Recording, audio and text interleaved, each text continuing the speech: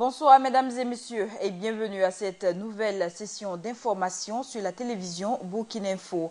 À la une de l'actualité de ce 13 juin 2016, coup d'État manqué et insurrection populaire, les familles des victimes réclament justice pour leurs proches. Elles ont été reçues ce lundi par le président du Faso. Passage à une 5e république, quel régime pour le Burkina post-insurrectionnel?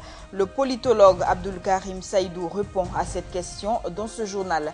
Le passeport burkinabé est désormais disponible. Le directeur général de l'ONU a annoncé la fin de la crise de fourniture des passeports. Les familles des martyrs de l'insurrection populaire et du putsch sont allées demander au président du Faso que justice soit rendue à leurs proches.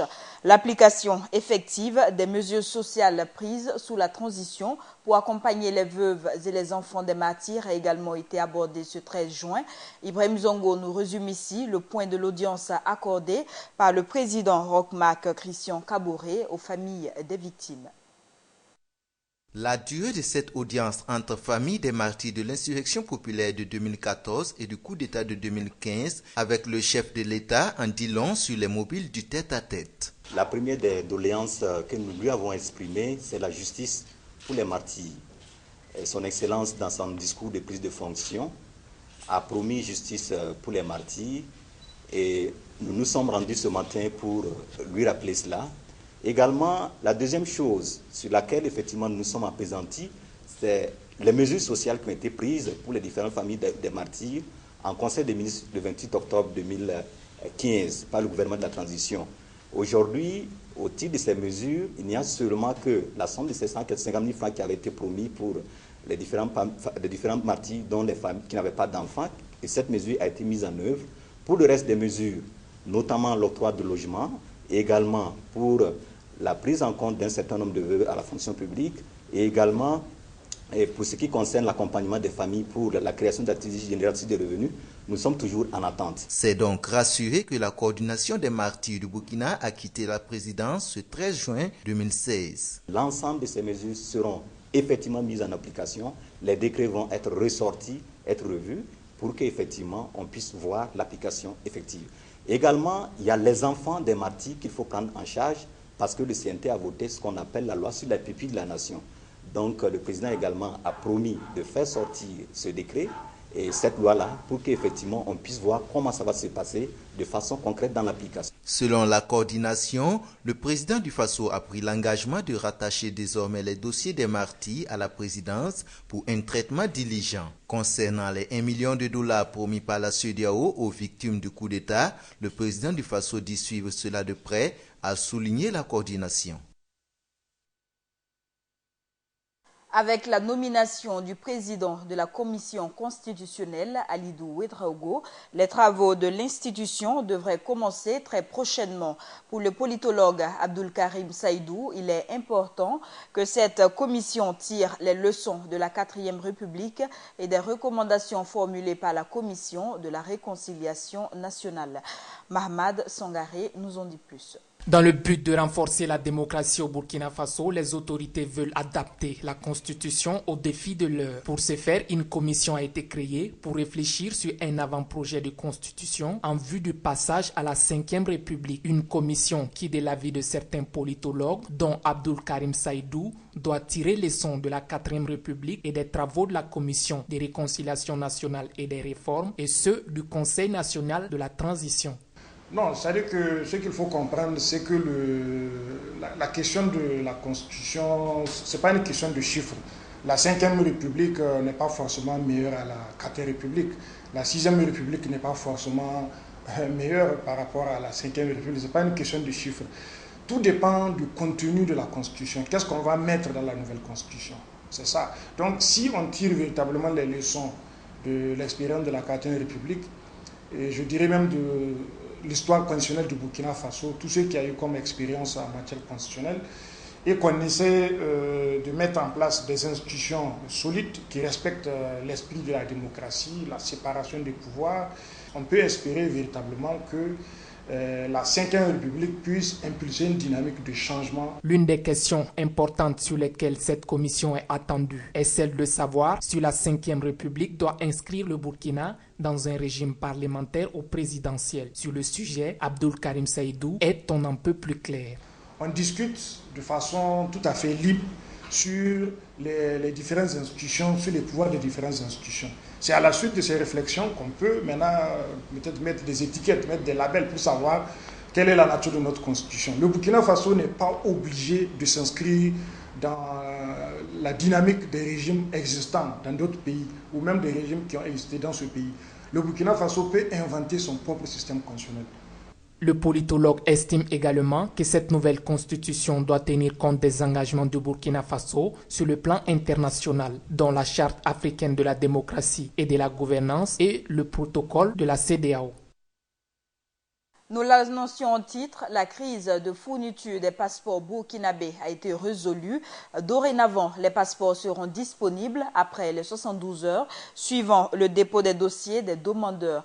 L'information a été communiquée par le directeur général de l'Office national d'identification ONI, Arsène Yoda, après une visite guidée au centre de production des passeports. Le reportage est signé Hassan Nakrou. Fini les temps d'attente pour l'obtention du passeport burkinabé. L'Office national d'identification vient de confirmer la disponibilité des passeports au sein de l'ONU. Oui, nous allons dire que la dernière livraison que nous avions reçue, avec cette livraison, nous pouvons dire qu'il n'y a plus d'inquiétude. Nous avons reçu 27 129 livrets de passeports ordinaires. Donc, ce qui nous permet actuellement de rattraper les retards accusés, justement pour permettre à ces bénéficiaires-là qui ont longtemps attendu d'entrer en possession de leur passeport. Et nous profitons pour leur dire en réalité que nous sommes désolés de cette situation souvent qui arrive.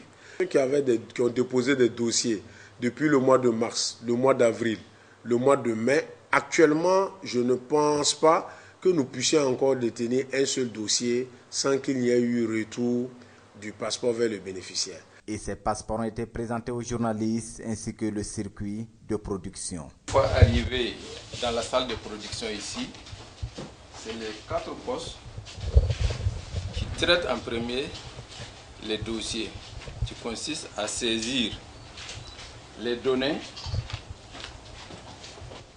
que vous voyez sur la demande. Après la saisie, c'est le scannage. Ça veut dire c'est associer la photo au renseignement saisi. L'impression, les dossiers sont transmis au niveau de laminage. Le laminage consiste à protéger les écrits que l'impression a donnés pour qu'on ne puisse plus intervenir sur ce qui est déjà imprimé. Si un dossier arrive à l'ONU ici, le soir, le dossier va ressortir pour signature. La matière première, présentement, nous travaillons avec une société canadienne qui s'appelle la Canadian Banknote Limited, qui se trouve à Ottawa.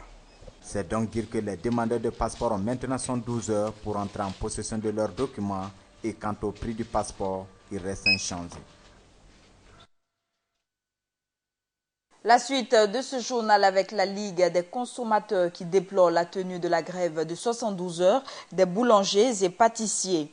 Dans sa déclaration, le président de la Ligue, Gilbert Yen, estime que le mouvement de protestation est inopportun car le moment est mal choisi, coïncidant avec le mois de carême. La Ligue a donc appelé les syndicats des boulangers à considérer l'intérêt du plus grand nombre. Rappelons que la grève des boulangers et pâtissiers a été observée du 9 au 12 juin 2016 sur l'ensemble du territoire national. De 6 000 francs CFA, le prix du ciment est passé à 4 500 francs selon une mesure gouvernementale. Une baisse de prix qui n'est pas appliquée par les revendeurs de ciment. Un tour dans certains points de vente à Ouagadougou nous a permis de constater le maintien des anciens prix. Le constat avec Samba Kassile Traoré. Le prix du sac du ciment est revu à la baisse selon une mesure gouvernementale qui le fixe à 4 500 francs en lieu et place de 6 500. Et pourtant, la réalité est contraire dans certains magasins de vente de ciment où les gérants affirment ne pas être au courant de cette mesure. Le prix de ciment, c'est 6 000. Quand nous, on part payer, les fournisseurs ne donnent pas le prix moins cher. Donc c'est là-bas, ça doit diminuer avant de diminuer ici. Comme là-bas n'a pas diminué, ici on ne peut pas diminuer. Le CPA 45, le sac là 5 750. Et le CPJ, et ça c'est 5 000. Même quand vous êtes venu, j'ai appelé Usine là pour voir si c'est vrai ou faux, mais il dit qu'il n'est pas encore au courant que le prix sera baisé. La mesure est néanmoins saluée par plusieurs personnes dans la ville de Ouagadougou qui pensent que cela permettra de révolutionner la construction des maisons au Burkina. C'est une très bonne nouvelle. Mais vraiment, la nouvelle est agréable, elle est très agréable. Je pense qu'avec ça, les gens, disons que les gens vont commencer à construire et puis voilà. Bien sûr que nous, on est contents même de baiser le prix de ciment même. Parce que, on voit vraiment que la ville, c'est un peu cher. Devoir construire même, c'est pas facile. Si on baisse comme ça nous facilite de construire.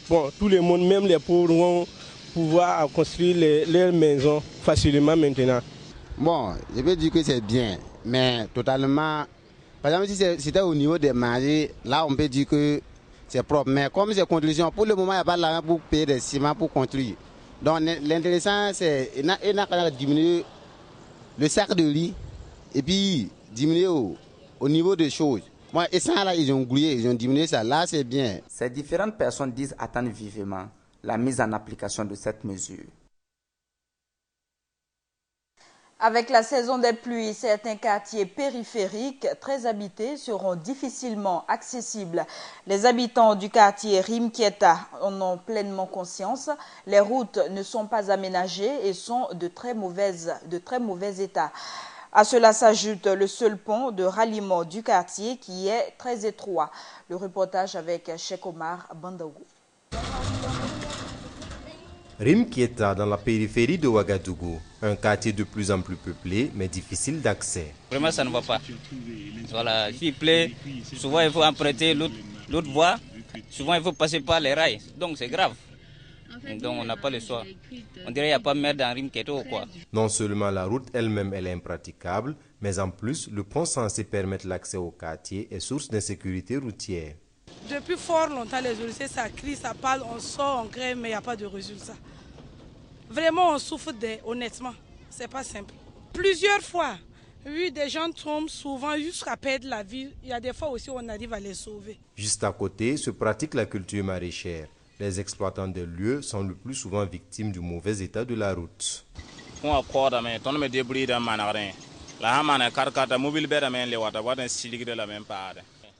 Le pont se casse, nous aussi on se débrouille pour réparer, mais les gros véhicules viennent les détruire encore. Il y en a qui s'embourbent sur le pont et ils bloquent la circulation. Nous qui sommes ici, nous sommes obligés d'apporter notre aide pour que la voie soit dégagée. En plus, l'eau qui stagne ici amène les gens à se cogner par derrière et tout le temps, il y a des gens qui tombent ici. D'autres veulent contourner et finissent par rouler sur nos cultures.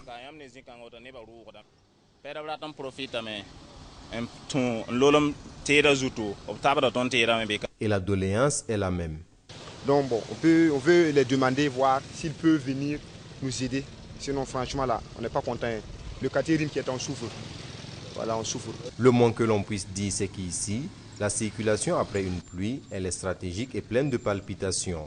Tout compte fait, l'état de la voie nécessite des travaux, surtout en ce début d'hivernage.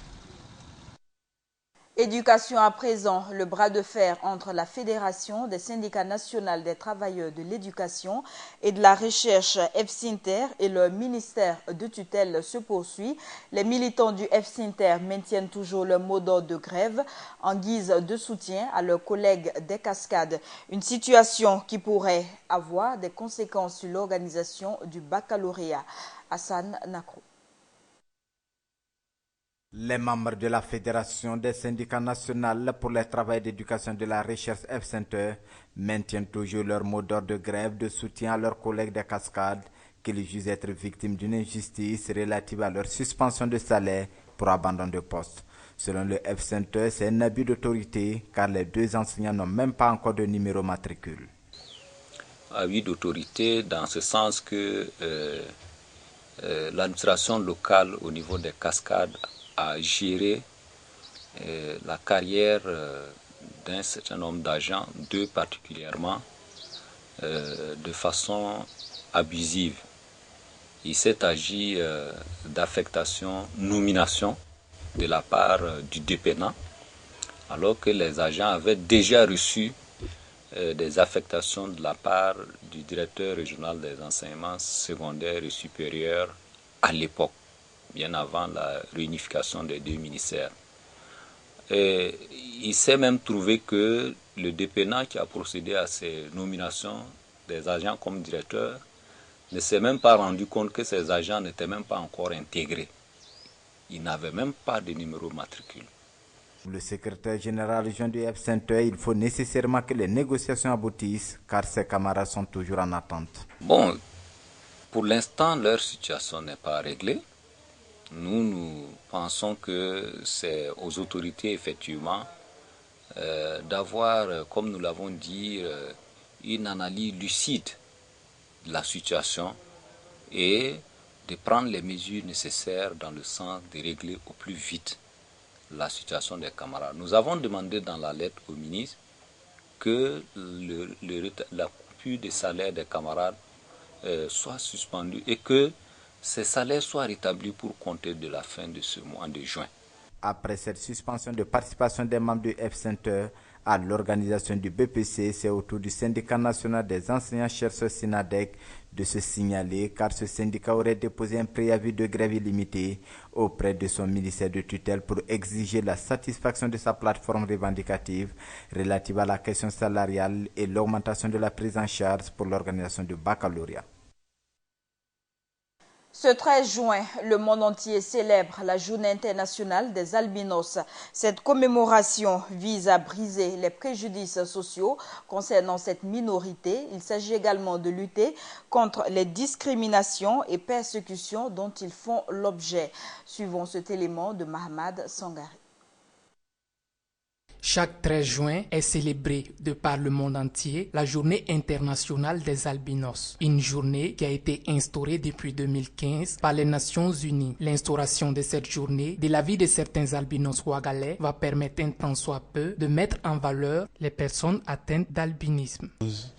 Je pense que ça fait plaisir, ça nous fait plaisir en tout cas du moment où, et comme c'est la communauté, comme les gens ont pensé à nous, puisque depuis fort longtemps, nous sommes restés en marge et comme c'est dans la société, je pense que ça fait plaisir en tout cas. Je ne peux pas comme c'est exprimer le plaisir que ça nous fait en tout cas. Par ailleurs, Moussaïe estime qu'en marge de cette journée, l'on devrait aider les albinos à faire face aux problèmes qu'ils rencontrent dans leur vie quotidienne. Des problèmes qui sont essentiellement d'ordre dermatologique et ophtalmologique. L'albinos a deux problèmes majeurs qui sont comme c'est l'ophtalmologie et comme c'est les problèmes ophtalmologiques et comme c'est les problèmes dermatologiques. Nous n'avons pas de mélanine, la couche qui nous protège comme c'est des rayons solaires. Donc puisqu'on n'a pas cette couche qui nous protège des rayons solaires là, c'est compliqué pour nous et dans la mesure où les rayons solaires même nous comme c'est créent des rougeurs au niveau de la peau tout et tout, c'est déjà un handicap. C'est un handicap vraiment pour nous. Si on doit subventionner des crèmes solaires ou même nous partager des crèmes solaires, je pense que ça nous fera plaisir. Au-delà de ces problèmes sanitaires, les albinos sont aussi victimes de certains regards gênants de la part de leur entourage. Et des regards qui nous gênent, ça peut pas manquer. Je pense que c'est comme ça, c'est la vie. Et nous sommes des créatures de Dieu. On peut pas vraiment et dire que on n'est pas regardé bizarrement. Nous sommes regardés bizarrement, mais on doit vivre avec tout et tout. On doit faire l'effort de surpasser tout ça là. Voilà. Il faut noter que selon une étude menée par l'ONG canadienne Endeavour Simpson, c'est en Afrique subsaharienne que les albinos sont les plus victimes d'agressions.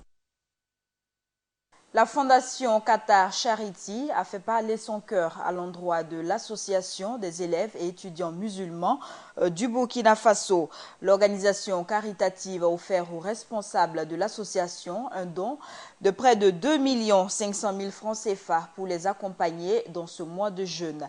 Gaël Rodrigue a assisté à la remise de ce don. Des sacs de riz, des cartons d'huile et de sucre. C'est la composition du don de la Fondation Qatar Charity à l'endroit de l'Association des élèves et étudiants musulmans du Burkina. Estimé à plus de 2 500 000 francs CFA, ce don vise à offrir aux bénéficiaires de passer un bon mois de carême. C'est un don pour le Ramadan, pour l'Université de Ouagadougou, à travers des AMB, des CRFI, pour les soutenir pour le Ramadan 2016. Aujourd'hui, on a amené notre contribution, modeste contribution, pour les étudiants, à travers des étudiants. Bon, c'était 2 tonnes de riz de 50 kg, 60 cartons de dinor, comme vous voyez, et aussi 32 cartons de 25 kg. Pour le président de l'association, le geste vient à point nommé. Il leur permettra de faire face aux problèmes de rupture du jeûne. Toute une satisfaction pour nous parce que Qatar Charity vient au moment où nous avions besoin de ce don. En effet, nous organisons des ruptures communes ici dans cette mosquée à Ouagadougou, dans les universités de Burkina et dans 10 autres provinces. Ce qui fait que nous avons un grand besoin en termes de vivre. Et le don que Qatar Charity nous fait ce soir vient nous soulager et quant à notre préoccupation de trouver de quoi rompre le jeûne et de quoi offrir aux militants et militantes pour qu'ils puissent rompre les jeûnes de soir. Et notre satisfaction est d'autant plus grande que Qatar Charity n'est pas son premier don. L'année dernière, elle était là, la fondation, elle nous a offert des ruptures communes pendant 10 séances. Était présent à cette cérémonie le directeur de cabinet de la présidente du Faso qui a témoigné toute sa reconnaissance aux donateurs. Je voudrais d'abord commencer par exprimer notre gratitude à Qatar Charity et souhaiter qu'il plaise à Dieu de continuer à veiller sur le Burkina Faso, qu'il y ait la paix et que l'ensemble des bienfaits qui sont liés à ce mois de Ramadan, que Dieu le partage sans doute avec l'ensemble des frères, avec tous les frères. Après les élèves et les étudiants, Qatar Charity entend étendre son acte de générosité et de partage à d'autres couches défavorisées. Le ministre en charge de la solidarité nationale et de la famille, Laure Zongo, a exprimé la solidarité du gouvernement envers les musulmans. Elle a procédé hier à une remise de dons de vivres à différentes structures.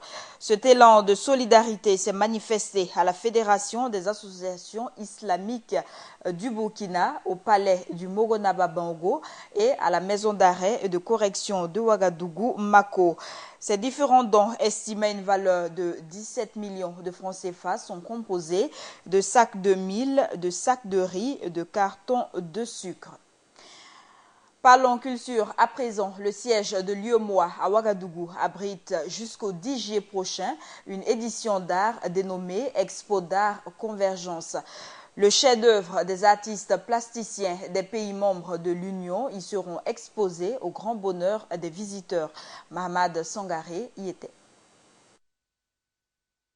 Les artistes plasticiens des États membres de l'Union économique monétaire ouest-africaine UEMOA ont initié une exposition d'art dénommée Expo d'art Convergence. Le but est de contribuer à la convergence des forces vives de l'Union et de relever les défis de l'intégration dans l'espace UEMOA. Le collectif d'artistes ici exposé est disposé à accompagner la Commission au-delà de cette réunion pour devenir la réflexion stratégique ensemble. Comment doter notre communauté d'un environnement dynamique qui nous permet d'avoir une vision leadership pour nous ici dans le monde, afin que désormais nous ayons une conscience historique appropriée qui nous permet de gérer confortablement notre revenu national. Initiative à saluer, estime le président de la commission de l'UEMOA. L'évidence justement de cette exposition Convergence vous démontrer, si besoin en est, que les artistes majeurs que vous êtes avaient compris les défis qui nous vivent.